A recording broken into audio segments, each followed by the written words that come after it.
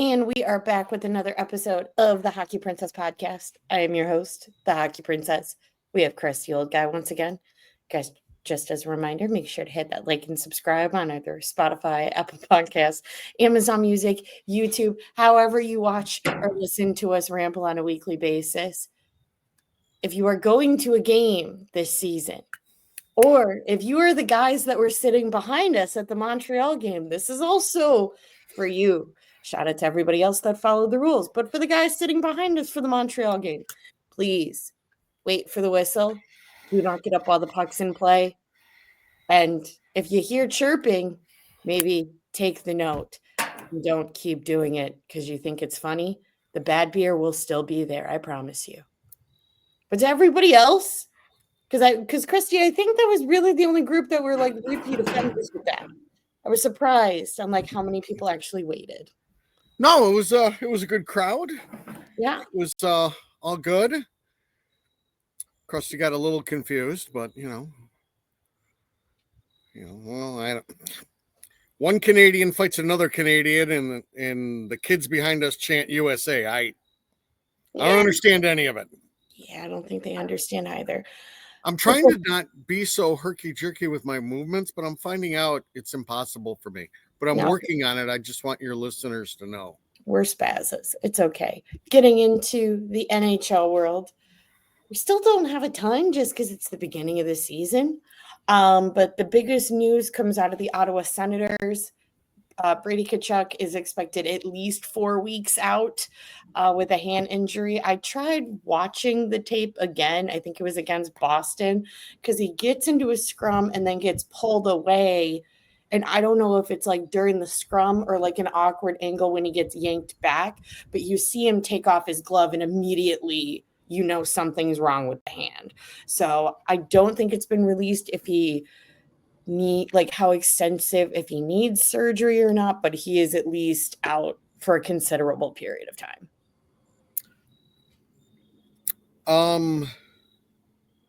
Somebody else out? Probably. Yes, Norris is out. Oh, that's already again for Buffalo. Because Buffalo can't catch a break. No, and Norris just can't stay healthy. It's awful, but a glowing. He's like Kirby Doc. He's a glowing talent and just breaks down all the time. We will definitely get to our love for Kirby Doc later. Okay. Other big thing from this week, Lane Hudson extension with the Montreal Canadiens. There was some slight drama with like the contract talks. I don't think nearly as much as when his dad got on the radio and talked about how his feelings were hurt that his son wasn't named for the invitational camp. But there was a little bit of talk about it, but it sounds like at least from Lane's side, he just wanted to get it done. He wants to be there with Montreal, and he just wanted to kind of get the contract done. So you're looking at 8 years, $8.85 million. Yeah, there was a heck of an ovation for him tonight. They're playing the Kraken. And no, I think they were close. And then Lacombe signed from Anaheim, and they said, well, hold on then. I'm not signing for the same amount that guy's signing for. So I think after that, he wanted just a little bit more. And, I'm sure Montreal was like, come on. And then they went, okay. Yeah, because what are you going to do? Not sign Lane Hudson? Exactly. If you wait, it's probably going to cost you more. You still got him under 10 for a dynamic puck moving defenseman with the cap going up and everything. I mean, he didn't break the bank on you. No. I mean, that team is set up now. They should be making noise. Yeah. Again, their problem is that is that goaltending tandem enough to get it done? I don't know. But and I don't think we're going to know immediately because I think at least for this beginning bit of them making noise, the focus is going to be on the fact that the Montreal Canadiens are finally making noise. And I don't think they're going to be looked at super or like critiqued incredibly heavy, because I think the big, plot point is going to be, look, there's Hudson, there's Demidov, there's Suzuki, there's all these guys that are making noise. And then I think if they, a couple of years down the line, it gets more of to a plateau where it's like, okay, they can make noise up until this consistent point, then there'll be more noise on the fact that goaltending is a serious problem. Yeah, and like anything else, it's just you don't know. There's the regular season, and a goaltender might look fine, and then come playoff time, I mean, shit, we saw that with Winnipeg. And then some of them, don't look fantastic, and then come playoff time, they're able to. So you just don't know, I guess. Yeah. But that was pretty much what I had for the NHL in terms of new news. Krusty, you got anything? I don't believe so. It's early. I believe, though, as of today, the Buffalo Sabres are eliminated from playoff contention. And they have already started their Fire Adams chants, which is just lovely. I mean, I don't blame them.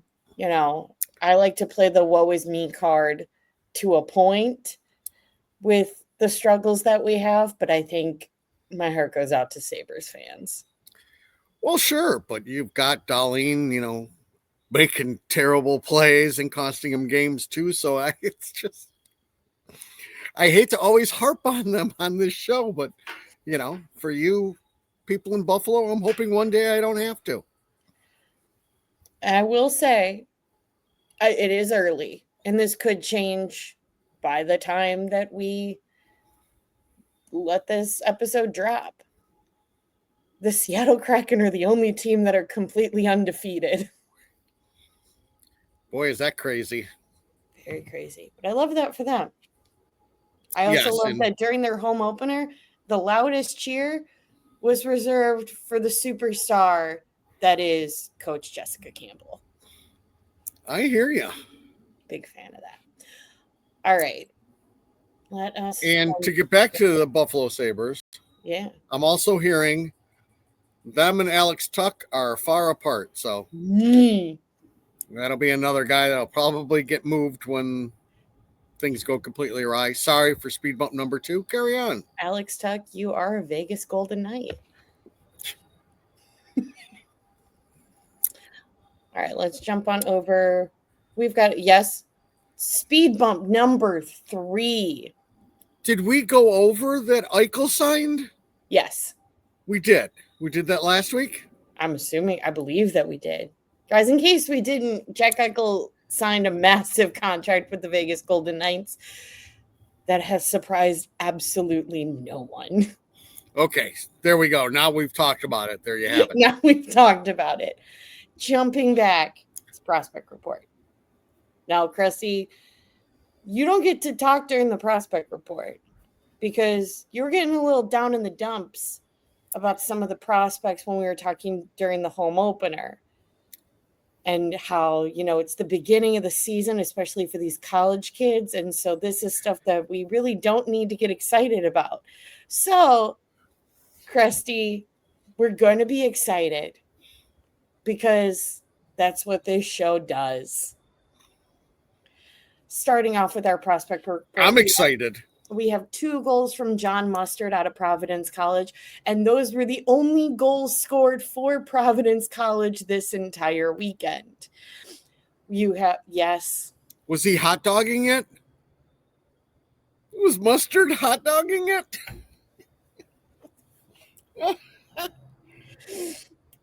Oh, shit. I can't talk. Sorry. I blame your CPAP machine for your change of mood. That's lovely. Carry on. Sorry. Next up in our prospect report, you've got another hat trick from Vaclav Nestrasil from the UMass. You have 1 goal from Jack Pridham out of the Kitchener Rangers, 1 goal for Put a Spell on You with the Windsor Spitfires. You have Adam Guyon back in net for University of Minnesota Duluth with 1 win, 1 loss this weekend. This loss was his first loss this season, and he is looking at a .931 so far with these first 4 games. You'll love to see it. Like Christy has reminded me during the home opener, being a Debbie Downer, that these are some of the easier games in the collegiate schedule, and it will get harder later on. But I'm saying, who cares? Because we're excited for Adam Guyon being able to play hockey. Next up, you have 5 goals from Merrick Banneker with the Brantford Bulldogs this weekend, 1 goal for Parker Holmes out of Brantford Bulldogs. You have 2 goals and 1 assist from Nathan Bem out of the Kamloops Blazers. And then we didn't talk about him last week, but we'll talk about him this week. You have Roman Kanserov with 14 points in 15 games in the KHL. Now you can talk, Christy. Oh, it is all awesome. I think we're headed in the right direction. Trust the process. With that being said, it's funny. Might not be funny to anybody else, but it's funny to us too. That's what matters. Yep. All right. Got any thoughts on the prospect pool, or shall we? No, we can. I need mid-season for that. Okay.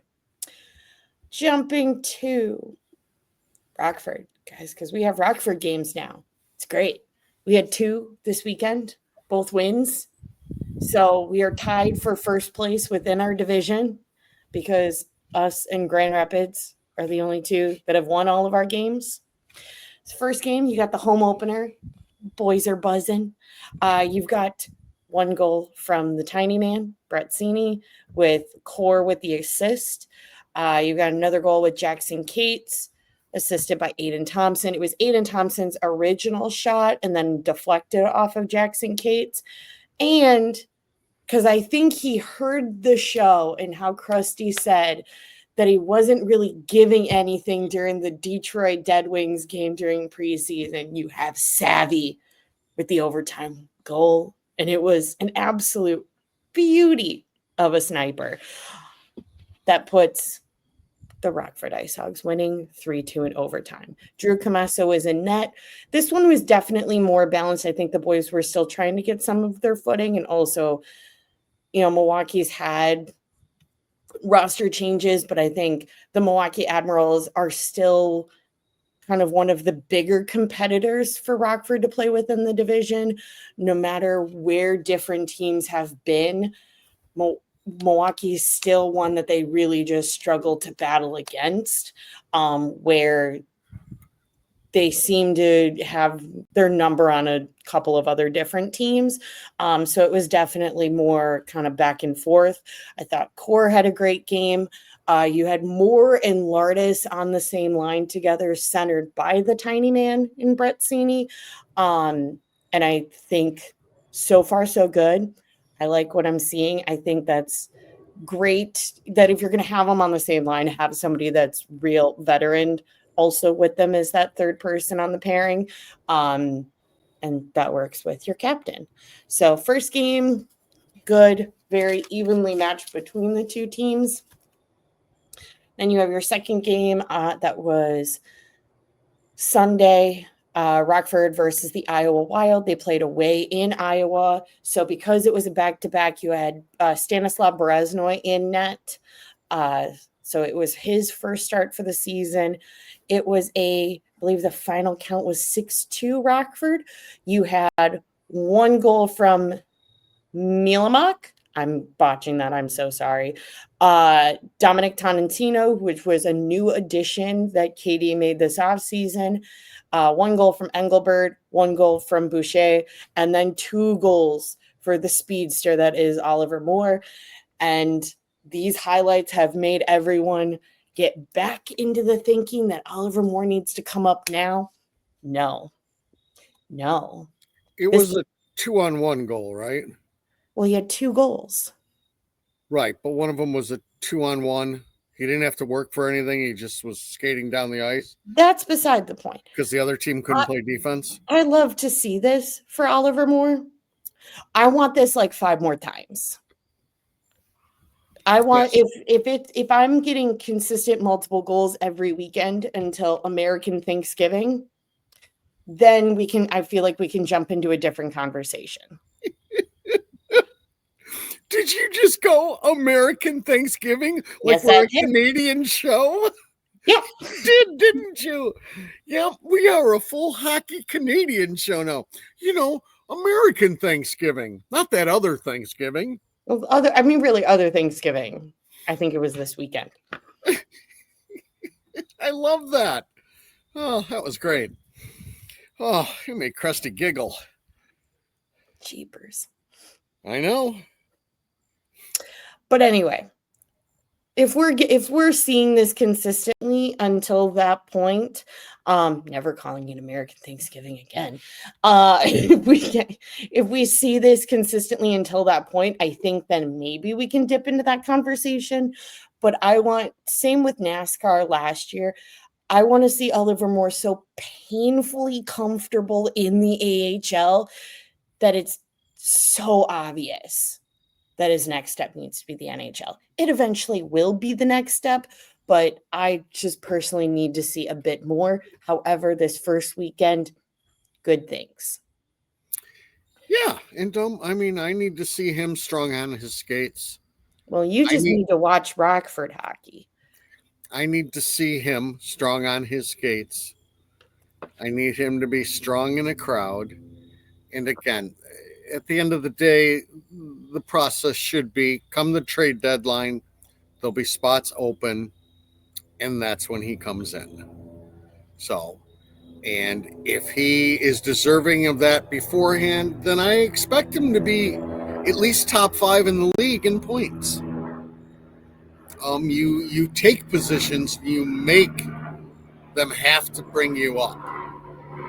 So hopefully he does it. I'd love to see it. Final thing with the Rockford Ice Hogs, little scary moment. Kevin Korchinski and Nolan Allen are both placed on concussion protocol. I didn't see the reason that Nolan is on it. Core got a decently nasty-ish. It was still a clean hit, but it was definitely one where it was a lot of upper body kind of to the head neck area against the boards, and he goes down pretty quickly. So I imagine that's the hit that Rockford's placed him on concussion protocol. So both of them are out right now for the foreseeable future. But as we talked about last year during the beginning of the season, concussion protocol is different for everybody. It could be, you just have to go into a dark room for a couple of days, could be longer. I would imagine Nolan might be on it a little bit longer just because he plays a decently more physical game, be it just the way that he plays defensively and the fights that the kid gets into than Core, but everybody's different. Yeah, and as you said, it affects everybody differently, but some of it is very, very nasty stuff. So, and it needs to be handled properly, especially at that level. Yeah. Krusty, you got anything on Rockford? Haven't watched a minute, so I've got nothing to say now, do I? Yeah. Now, getting to the big club. We have 3 games to talk about, friends. And believe it or not, we won one of them. My goodness. It's not the one that everyone thought we were going to win. But first up, we have Chicago versus Boston. Krusty, what were your thoughts and feelings? I thought they played okay. They played pretty good. Connor Bedard had a great snipe on the power play. Creature played decent. They battled with them. They came together a little bit. They brought it to overtime. I feel like it was better than Florida. Oh, it was much better than Florida, and they had their opportunities to win in overtime. So I don't for a road game. I did not have a problem with it. Granted, again, they've played 4 games. 2 of them have been against backups, and that's going to be their calling card. Is they get that, because no team is worried about bringing their 1A and playing them against the Hawks. It doesn't make any difference either way. I mean, to be fair, we did the same thing in Boston. Bloom was in net. Yes. Yes, but most teams, their gap is bigger, but ours, it might be widening also because we can get to Spencer Knight after we talk about the games. But, oh boy, we might have to reevaluate our whole this is Drew Comesso's team. He looks really good. But this is Drew Comesso's team. I stand by that. Again, we'll get to Artie also. Oh, don't you worry. We definitely will. But nice play on the 3rd goal. Yeah. They're doing enough. Bloom looked good. I mean, hey, they were there. They were there. They had the opportunity for 2 points. That's all you can ask for. So I thought it was a good road game. Yeah. It was definitely a tough pill to swallow losing in overtime, but the Florida game, they looked completely out of their realm, which fair. The majority of teams in the NHL are going to look out of their realm against the Florida Panthers. Connor McDavid looks out of his realm against the Florida Panthers. I mean, everybody does. So, but I thought it was definitely a step up. I think my thought is still consistent and the kids definitely care. And as long as I have that this season, we can be bad. Yeah. No, I thought, for the second game, they started to gel a little bit. Yeah. We had the return of the pickle. It was the return of the pickle, and they had the opportunity to get the 2 points. They looked good in the overtime. Overtime's a crapshoot. Yeah. I mean, that is what it is. One wrong pass, and it's just done. Yeah, and then towards the end, it was a little bit of back and forth, and their final back and forth, they scored. So, yeah,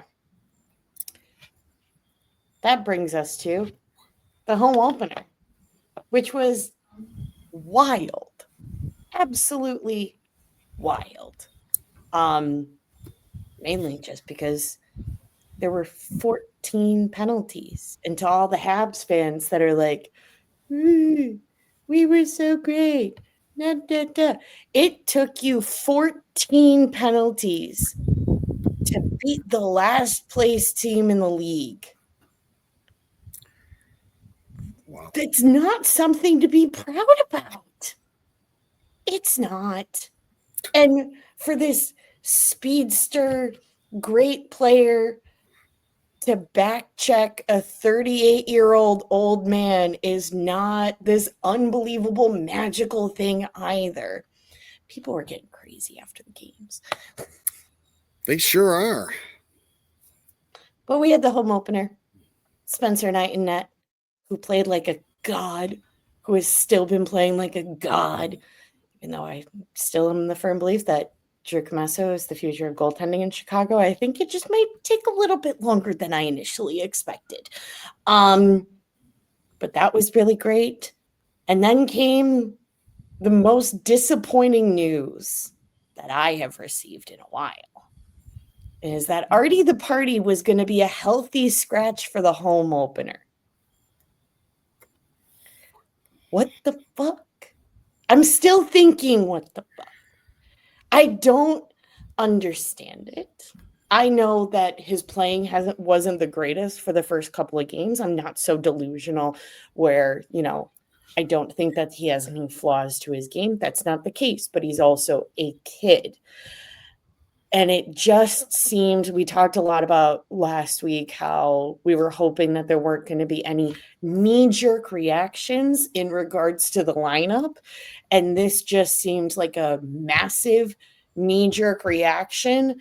And then when you were asked about it after the game, gave an answer that did not make sense whatsoever. To be fair, I only listened to it once. Maybe if I listened to it 3 more times, I would understand it. But I don't understand half of what he says. I don't get it. It seemed like a big knee-jerk reaction. I think if you want to, put it under the umbrella of accountability, then there's 5 other players that should have been yanked out of after Florida, but you're not going to because they're established NHL players. And so now we're getting into the territory of what makes you different from the coaching predecessors. Wow, you got a lot of anger there. I've got a lot of anger. Let the kid play. Yeah, as we talked about, at the end of the day, did Artie play well enough to not be sitting on the bench? No, he did not. My problem is if Rockford's playing and the Hawks are playing, there is absolutely no reason that our 19-year-old defenseman shouldn't be playing also. Bashel came out and said, some games he might not play, some games he might not get a lot of minutes, but he is going to be up here. So they've made their bed stating they don't plan to send him down.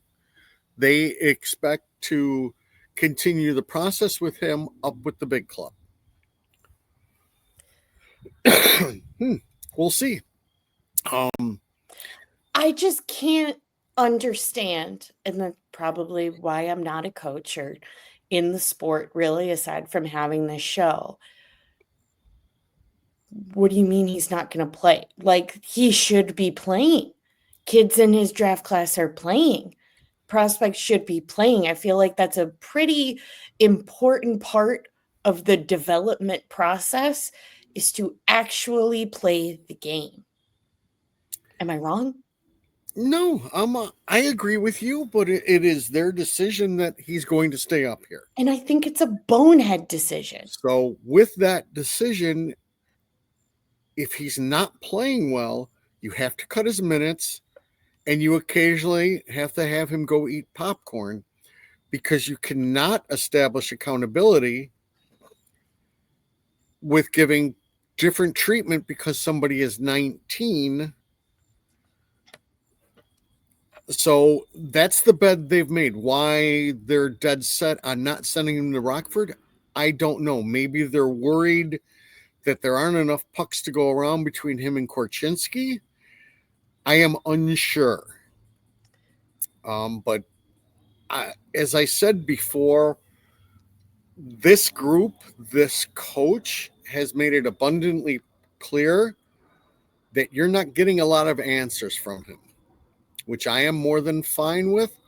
We made it clear that nothing will be clear. Yes, and most coaches are that way. I am more than fine with that. But if it continues and you see multiple games of him missing, I don't agree with it. Let's just put it that way. I don't see the point in it to have him sit too much. Maybe he won't. They were left in a difficult position because of the Montreal game. There was a big team moment when Creature skated across the ice to go fight Gurley. And it was a big bonding moment. Now, I won't state that both of Creature's penalties cost us a goal, and that was the difference in 2 of our games, but, that's whatever. So it made it difficult to then bench Creature the next night. That's why they went with 7 defensemen on the Monday night game. As far as the Artie situation, that's all I'll say about it now. I think this will develop more. My statement is I am completely against it if you're going to start benching him every 3rd game. I don't see the point in that. I do see the point in taking away ice time and going, hey, you've been told about this. You're still doing it. Why don't you sit on the bench for a shift? Feel some shame. I'm certainly fine with him getting less ice time, and I understand it to a point. I think I'm not I believe that trust is earned and not immediately given. And so I'm just highly skeptical of any new coach that comes in right now, just because we've had some doozies in the past. But I think I get concerned just because and not to compare talent levels, but just solely the putting them in the timeout corner. You've seen kids being drafted in the past that have then been put in the timeout corner a fair amount. And I would argue that it has really affected their development. And I don't want Artie to be in that position. And so I really question how much does that help versus how much does that hurt the kid? Yeah, I'm with you. As I said, I'm not a fan if he's going to be sitting anything over like 15% of their games. Then I don't see the point. Hockey is about pushing buttons. It's just this kid's different. He grew up differently.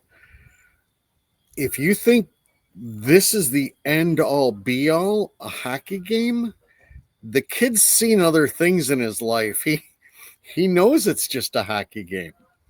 So what might work for somebody pushing their buttons might not work for somebody else.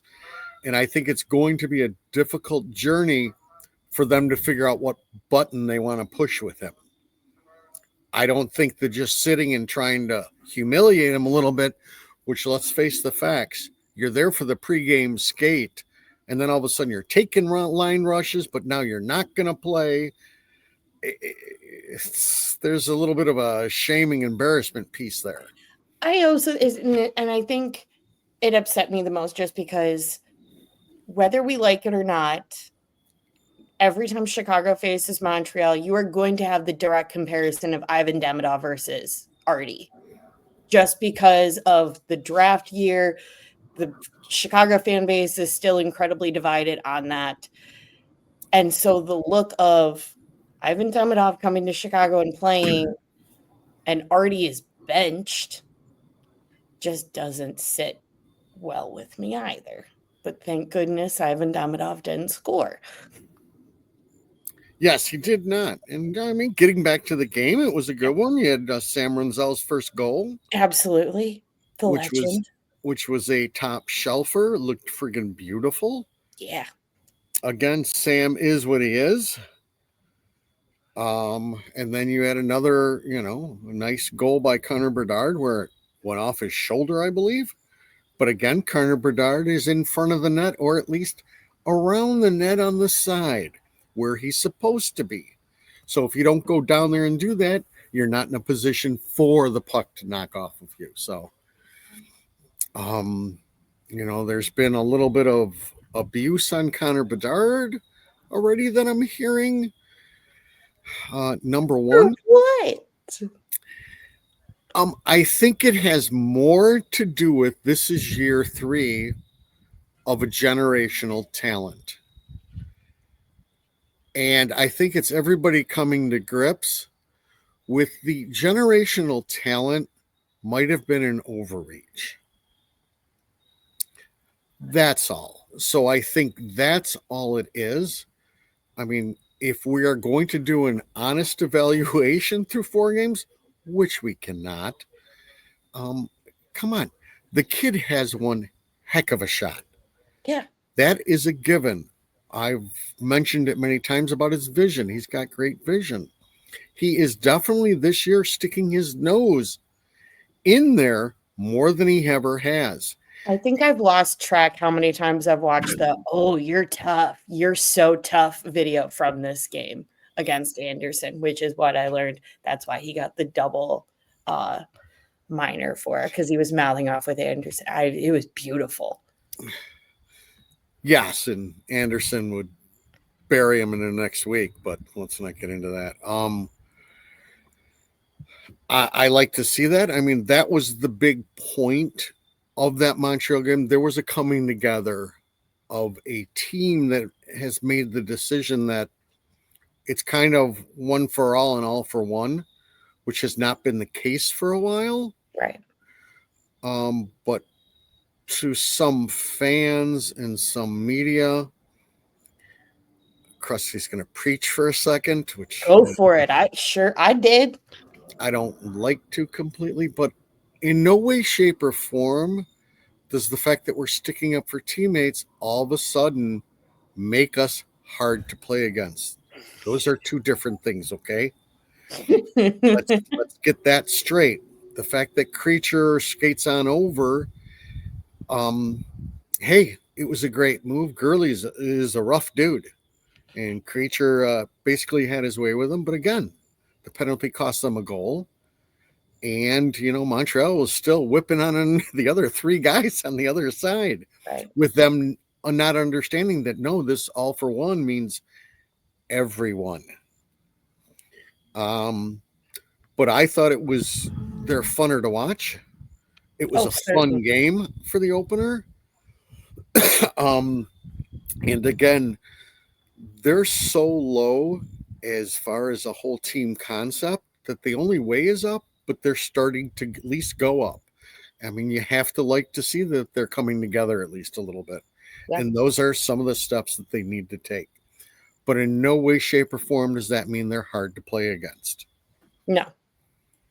Which was evident in the next game, even though they won.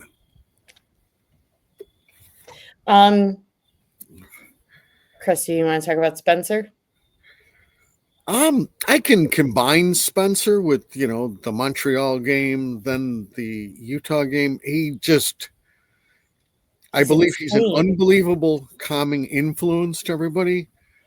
And also, he takes away the dumping. He is a very good puck handler. Better than I thought he was. That relieves so much pressure from your defenseman. When your goaltender's able to come behind the net and then play the puck as almost like a third defenseman. So, I mean, Spencer Knight, you just don't have a complaint about it. No. I think he's played 3 games and there might be 1 goal that he'd want back, and that's it. Not bad. That's pretty impressive. As I said, we've been big talkers on how I believe this will be Drew's team. Obviously, Spencer also listens to this show and got upset about that and is ready to tell Krusty that that's not going to happen either. Hey, we'll just keep saying it to make Spencer continue this. It's the way I motivate. See, I'm pushing the buttons, really. So, no, but our goaltending has looked phenomenal. Yeah. Spencer Knight has looked phenomenal. He's going to have to, because if he doesn't stand on his heads, we'll be run out of buildings occasionally. So, and that brings us to the Utah game, which, was our first victory. Yeah. Christy didn't think we were going to get one this month after the Montreal game, guys. Well, who knew you wouldn't be losing when you only had 9 shots on goal through the first 2 periods? It brought me back to the whole thing of hard to play. Utah had no problem. If the Blackhawks could enter the zone the way other teams enter the zone on them, we'd be dynamite. Yeah. Because they don't seem to have much of a problem. Once they go back, the system is to heavy forecheck. If they're not given a position to heavy forecheck, and especially if defensemen come and take away time and space and gap, it seems like these teams just waltz right in. Yeah. But again, Spencer Knight played really well. Our third line, the Dick line, was frigging incredible. It was basically the difference. There was some stat that the shot thing was like 14-2 when they were on the line, and it was like 24-4 for everybody else against.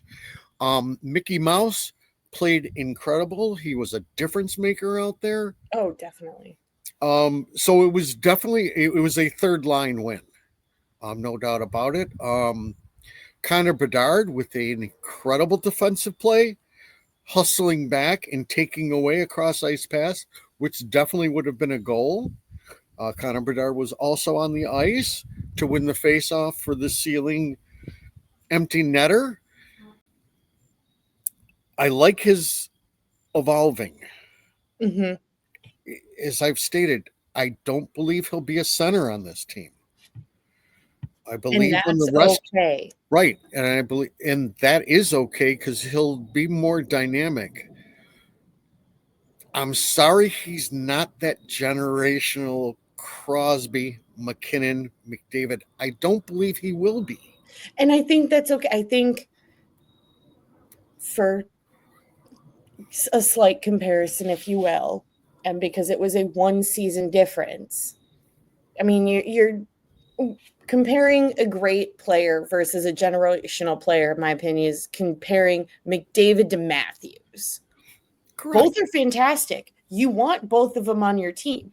Both of them are going to all-star games. Both of them are going to the Olympics. They're both incredible players, but it's just that slight something else in McDavid's game. But it's totally fine if we have a younger version of Austin Matthews on our team. That's still great. Correct. And we can't go crazy just because I mean nobody's had to come into the league and be surrounded by the lack of talent that Connor Bedard. I understand that you don't get the number one pick without being bad. But But two you look years at ago, San Jose and it was different. his rookie year, that was an AHL team. Yeah. I mean, that was an AHL team who would have been just middle of the run. And last year wasn't a ton better. So take away the fact that he was supposed to be a savior and a generational talent and just take him for what he is right now. And I think we'll all be fine with it. He's going to entertain you. And again, that shot is something else. Well, and I feel like the concept of like one player being a savior is kind of BS because you even look at these generational players, they still have another guy that's incredibly talented also with them. There's never a generational player that is surrounded by a significant lack of talent that has then gone on to have success. There's a difference between Crosby and Malkin's game or Crosby and Letang's game, but Crosby still had Malkin and Letang there. McDavid still has Draisaitl. And I think also Florida's the best example of it's not just one person that wins it for everybody else. Like there is not just one guy that is going to save a team. Correct. And it won't be here either. You've got, as we've been, or everybody's been saying, you got a lot of people coming. Some of this year will be long, some of it won't be. Right now, I mean, you'd have to say they're a little bit more entertaining than they've been in the past 2 years. And that's a win. Again, yes, that's a win. Again, it's really early, as I've always stated. You ain't judging anything on 15 games, the first 15 games. It just, everybody's feeling stuff out and everything. Yes, but I also feel like there's a significant, there was the coming together moment in Montreal, but even before then, I think you saw it a little bit in Boston. There's more heart in it in these first couple of games than I saw for probably the whole first half of the season last year. Yeah, you might not be wrong. So, which is good. Again, you're so down the rung that every baby step is important. And, now that I'm thinking about it, to get back to Artie's game, I don't know what's going on with Artie in these first periods, but his first period Monday night was, again, it was dog shit. He's like half striding and unsure. And then the third period, everything was decision and go, and he looked fine. I don't know if he needs to work out before the game starts and get his body all warmed up or something. But that's been 2 games that the difference between his first period and the third period was night and day. It was like 2 different players. But it was very choppy in the first period. I watched a lot of him. I watched a lot of Sam. And, that's what he's got to work on. It's just make the decision and go. So he's going to be a work in progress. Somehow we're going to get him to play tougher. I don't know when that will be. Well, and that was going to be a point that I was going to bring up. I don't know if he really needs to be all that tougher if Kaiser is continuing to be as tough as he has been the past couple of games. Well, yeah, Wyatt Kaiser has played well. But no, part of Artie's arsenal will be his toughness. Again, he's 19. He's a baby. When that guy's 25, I expect him to be imposing his will. He is 19, and I brought this up to everybody that's let me ramble about this fact. He's 19, and this kid has played in a different league every single year of his career. He was in Belarus and then went to the USHL for a year, went NCAA for a year, split half and half between AHL and NHL, and now maybe he stays up for the full year with the NHL. I don't know. I still don't trust Bash and Pop yet, but it has been different every time. Once he gets a bit more maturity and actual coaching and consistency, because I think, and that's also why this whole thing just rubs me the wrong way, he needs consistency. Actual consistency with the coaching. I think he's been bounced around enough that, you're in the big boy leagues now. I think you need a bit of actual consistency with your coaching and not this kind of all over the place. Correct. And again, you bring up a good point. Wyatt Kaiser has played pretty well. Yeah.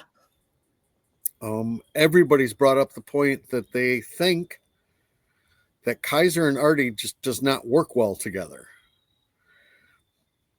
I can't say anybody's wrong on it because they haven't looked too good together. When separated, they've, at least Kaiser has looked pretty good. So there might be something to that. We'll see. This will be an ongoing thing, how Bash handles it. Again, I've made my statement of it because we're 4 games in. It's the biggest thing to talk about. We can talk about the first line. The guy that came over from Seattle is looking better. He's able to be helpful for an entry. We'd like that first line to be tougher. Not tougher, but better. But we'll give that some time too. And we'll see what happens. I like the fact that he's keeping the lines together for the most part. We've had a switch with Donato and Doc, and that's been it. I really enjoy that. Again, as we've talked about, they're going to be tight-lipped about anything. I don't know what is the deal with Landon. I haven't gotten any form of an update, and I don't think we're getting updates. Latest update that I heard is potentially good, not good for St. Louis, good for Vancouver. Okay, so we just don't know. I would figure one of the home games this weekend, you've got Vancouver on Friday, you have Anaheim on Sunday. I'm figuring if he's healthy, you go to one of those. Even though it's a short road trip, I don't see the point in making him go down to St. Louis for a stupid start time too. Well, unless he's going down to St. Louis to see they might be Giants. Then you could understand it. Well, that's Saturday. That is Saturday. So we'll see. Brings us to the next group of the St. Louis game will be that'll be a good measuring stick. As much as I don't believe in measuring sticks in the first 15 games, this one will be. That's a heavy team. Yep. And by the time this comes out, we'll already know what happened in St. Louis. Well, we might not. It doesn't start until like midnight. That is true. That is true.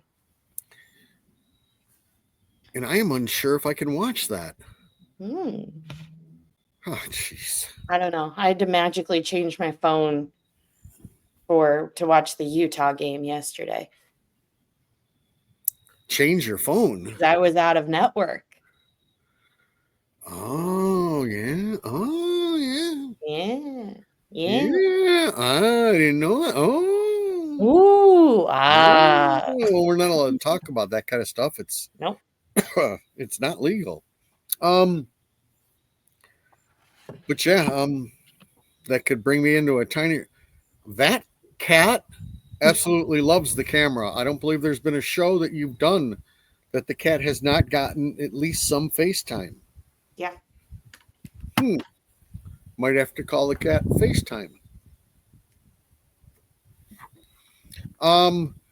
Which will bring me back to the whole point of everybody's greed, between whether it be hockey, football, everything else. There is nothing that you can just watch your team on. Nope. You need 8 different streaming services to watch a whole season of games. They just don't care. They're pretty sure it's like a good drug for us, and we're always going to come get it. And I guess we are. Yeah.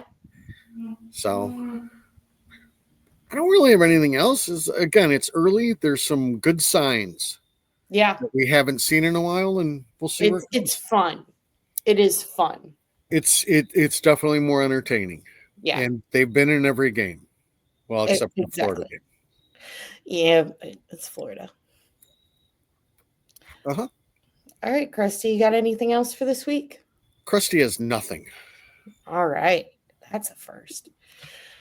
Folks, just as a reminder, make sure to hit that like and subscribe on either Spotify, Apple Podcast, Amazon Music, YouTube, however you watch or listen to us ramble on a weekly basis. If you are going to a game this season, please, please, please.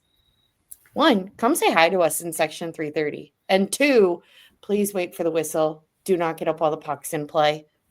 That is all. And we will talk to you guys next week.